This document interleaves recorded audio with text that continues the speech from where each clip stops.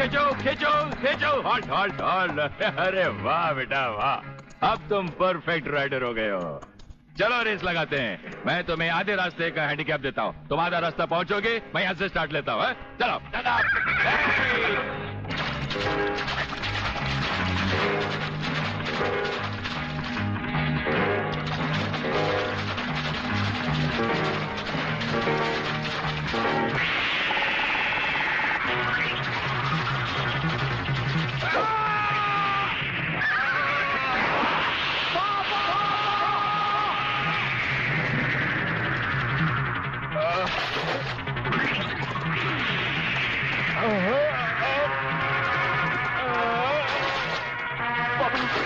पापा, ये तुम्हें क्या हो गया पापा?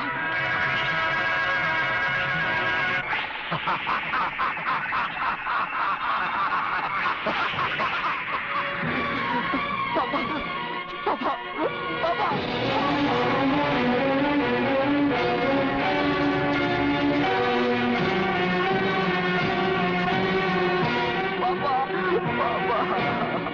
मगर स्वामी जी, ये छोटी बात नहीं है। किसी दिन अगर उसने आपको पहचान लिया तो? गोटिया, जिस दिन उसकी आंखें मुझे पहचान लेगी, उसी दिन उसे भी उसके बाप के पास पहुंचा दिया जाएगा।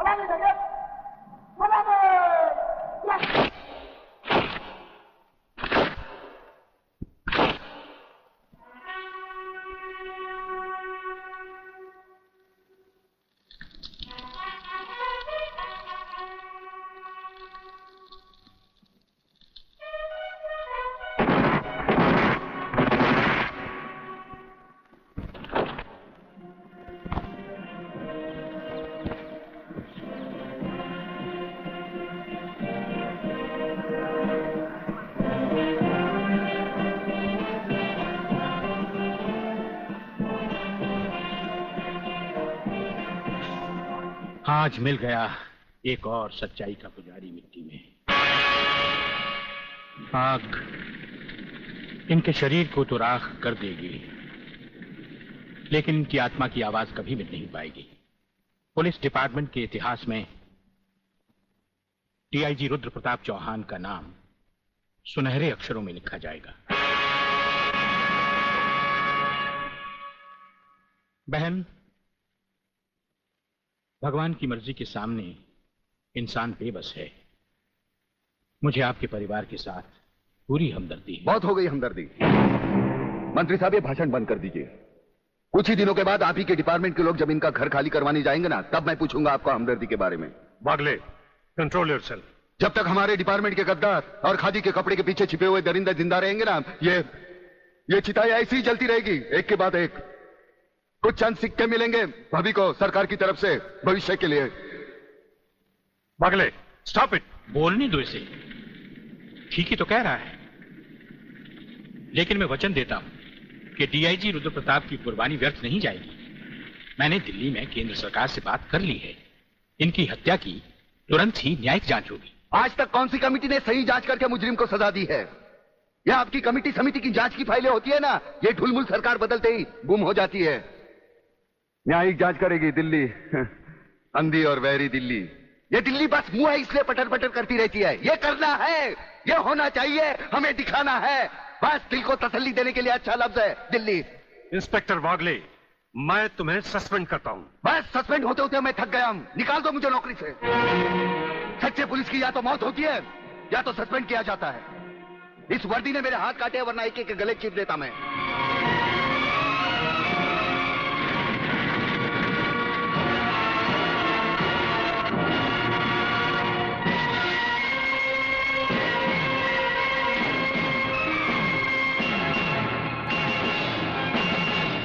आप सब अच्छी तरह से सुन ले कि आज की इस मीटिंग के बाद मैं इस मामले में और कोई मीटिंग नहीं बुलाऊंगा। आज हमें इसी वक्त एक ऐसा डिसीजन लेना होगा जिससे कि हम देशद्रोहियों को जड़ से ही उखाड़कर फेंक सके। सर, बात अब इतनी आगे बढ़ चुकी है कि पुलिस और लोकल गवर्नमेंट के बस के बाहर है। अब सिर्फ एक ही रास्ता है sir, military force. Mister Menon, आपकी क्या राय है? सर, मिस्टर सिन्हा ठीक कह रहे हैं।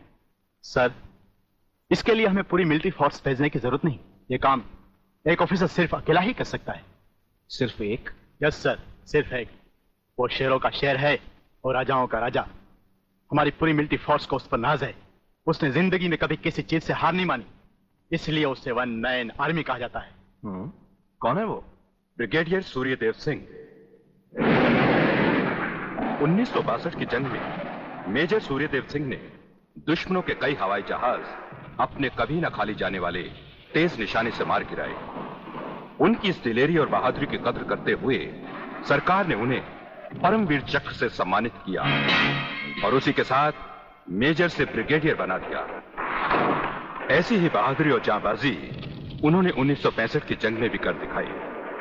टैंक युद्ध में दुश्मन के दांत खट्टे करते हुए ब्रिगेडियर सूर्यदेव सिंह आगे ही बढ़ते चले गए। खुद अकेले ही मशीन गन लेकर दुश्मन के खेमे में घुस गए और दुश्मनों की 4 चौकियों पर तिरंगा लहरा दिया। सिर्फ यही नहीं, इससे भी बढ़कर दिलेरी और बहादुरी उन्होंने 1971 की जंग में भी कर दिखाई और दुश्मनों को मुंह तोड़ जवाब दिया। सत्यवादी दुबे, दोगले की औलाद, ये कौन सी फिल्म लाया है? हमें उसकी सूरत देखनी है, उसकी बहादुरी की चर्चा नहीं सुननी। अरे जंग के मैदान में कोई भी तिस्मारखा बनकर वीर और परमवीर चक्र झटक लेता ही है, लेकिन वो कितना भी बहादुर क्यों न हो, मेरी तलवार की धार से और गोलियों की बौछार से उसे कोई नहीं बचा सकता। कोई नहीं। ना तलवार की धार से, ना गोलियों की बौछार से। बंदा डरता है तो सिर्फ परवरदिगार से।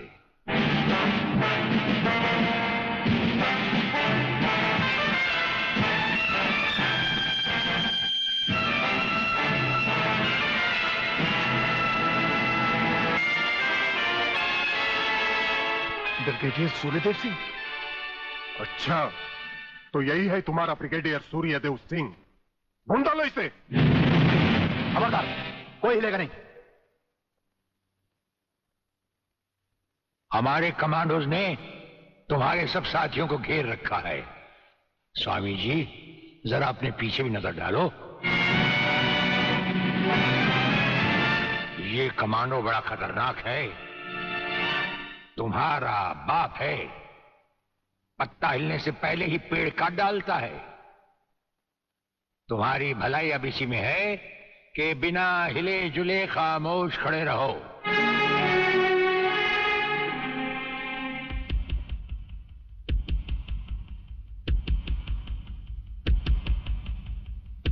दुबे नाम है सत्यवादी। सत्यवादी दुबे। जैसे गधे की पीठ पर घोड़े की जीन अच्छी नहीं लगती, वैसे ही तुम्हारे कंधों पर ये सितारे अच्छे नहीं लगते। और ये कमरबंद पेटी भी अच्छी नहीं लगती।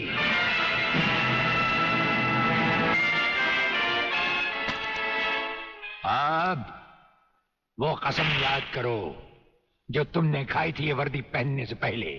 हम कसम खाते हैं कि हम पूरी ईमानदारी और वफादारी से देश और कानून की रक्षा करेंगे।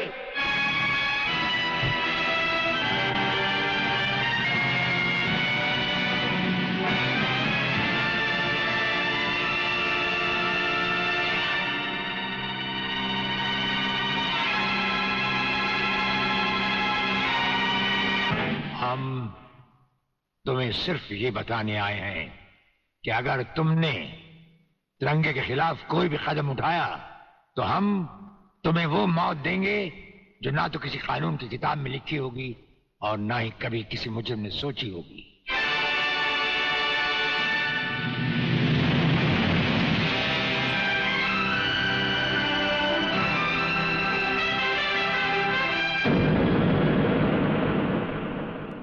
Hello, inspector Wagle speaking.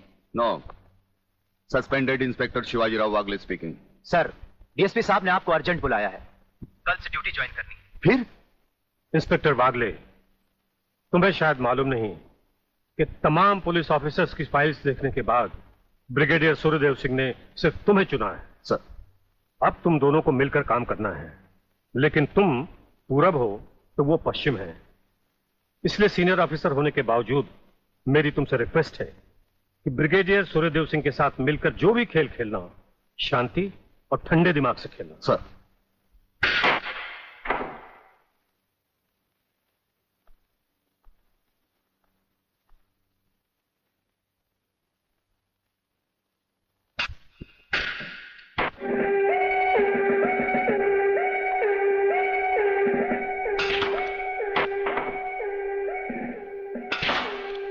बड़े प्यार से खेलते हैं आप।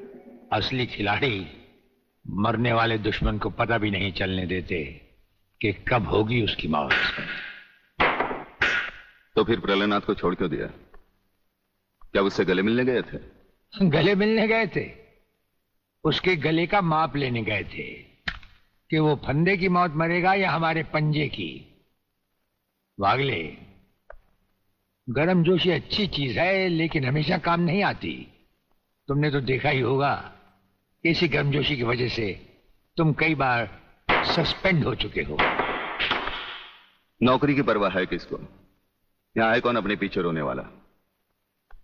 इस ईमानदारी की वजह से बहुत कुछ भुगता है, कोई तकरार नहीं है सर। लेकिन ये गुनाहगार कानून को हाथ में लिए फिरते हैं और मैं हमेशा कानून के दायरे में रहकर काम नहीं कर सकता। अपना तो उसूल है, पहले लात फिर बात, उसके बाद मुलाकात। भाई वागले, अपना तो उसूल है, पहले मुलाकात फिर बात और फिर अगर जरूरत पड़े तो लात। बड़ी उम्मीद थी आपसे, लेकिन अब पता चला आपका रास्ता अलग, मेरा रास्ता अलग। आप नरम खून के, मैं गर्म खून का। हम एक साथ काम नहीं कर सकते सर। वागले, तुमने समझा कि जिंदगी में सिर्फ तुमने ही बहुत कुछ खोया है। इस इंसान को देखो, जब चाहता ये घर बसा सकता था, लेकिन नहीं, इस अकेली जान को हमने अपने देश के लिए उठा रखा है। दोनों का मकसद एक है, मंजिल एक है, सिर्फ रास्ते अलग अलग हैं। नहीं वागले, हमारे रास्ते भी एक हैं, मंजिल भी एक है। और फिर इतनी बड़ी दुनिया में तुम्हारा कौन है? कोई भी नहीं, सिवाय फर्ज के। इस दुनिया में हमारा कौन है? कोई भी नहीं, सिवाय फर्ज के। अगर फर्क है तो सिर्फ सोचने के ढंग में और काम करने के तरीके में। अब हमें इस फर्क को मिटाते हुए ये युद्ध एक साथ लड़ना होगा।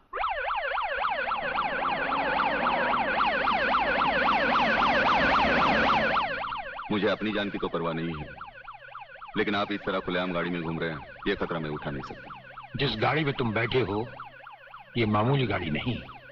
मामूली गाड़ी मामूली आदमियों के लिए होती है, ये गैर मामूली गाड़ी है, एक गैर मामूली इंसान के लिए। बुलेट प्रूफ, और इसमें ऐसे ऐसे गैजेट लगे हुए हैं जो बम से लेकर पटाखे तक की खबर हमें मिल जाती है।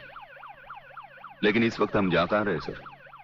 गाड़ी रुकने पर तुम्हें खुद ब खुद पता चल जाएगा।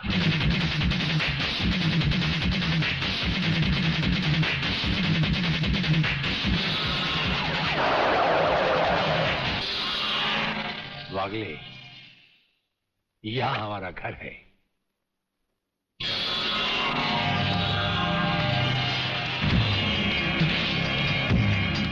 यहां तो सिर्फ चारों तरफ जंगल ही जंगल नजर आ रहा है, रहने की तो कोई जगह ही नजर नहीं आ रही। अभी नजर आ जाएगा। बहादुर,